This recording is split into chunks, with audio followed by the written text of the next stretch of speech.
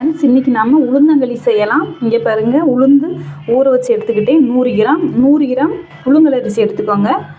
கொஞ்சம் ஒரு அரை மூடி தேங்காய் எடுத்துக்கோங்க. கொஞ்சம் சுக்கு, கொஞ்சம் தேவையான அளவு உப்பு எடுத்துக்கலாம். இப்போ நம்ம அரிசியும் உளுந்தும் நல்லா அரைச்சிட்டு வந்துடலாம்.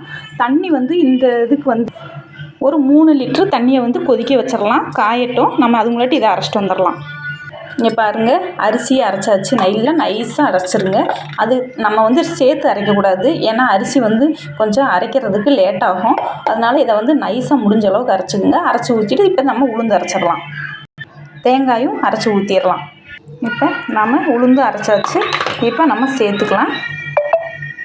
அவ்வளோதாங்க. இப்போ தேங்காயும் அரைச்சாச்சு. நம்ம லாஸ்ட்டில் அப்படியே கிண்டிக்கலாம். இங்கே பாருங்கள், நாட்டு சர்க்கரை எடுத்துருக்கேன். இப்போ 100 கிராம் நாட்டு சர்க்கரை. இப்போ தண்ணி ஊற்றி கலக்கிக்கலாம். அடியில் இருக்கிற கக்கம்லாம் போயிடும். தண்ணி ஊற்றி லாஸ்ட்டில் நம்ம சேர்த்துக்கலாம். இப்போ உலை காஞ்சிருச்சு. இப்போ நம்ம ஊற்றி கிண்டிக்கலாம்.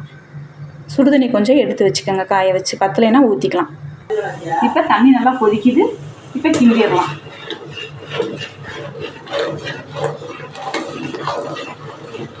இங்கே பாருங்கள், நல்லா கிண்டியாச்சு. இப்போ ஒரு 10 நிமிஷம் நல்லா வேகட்டும்.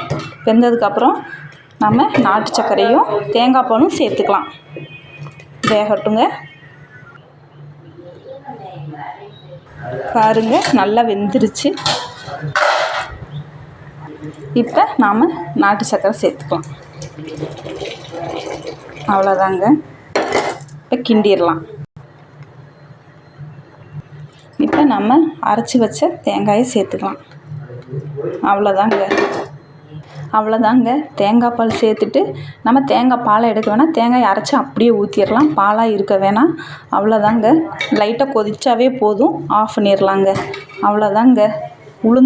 களியாகவும் சாப்பிட்டுக்கலாம், கூழாகவும் சாப்பிட்டுக்கலாங்க. அவ்வளோதான், ரெடிங்க. உளுந்தங்களி கூழ் ரெடி.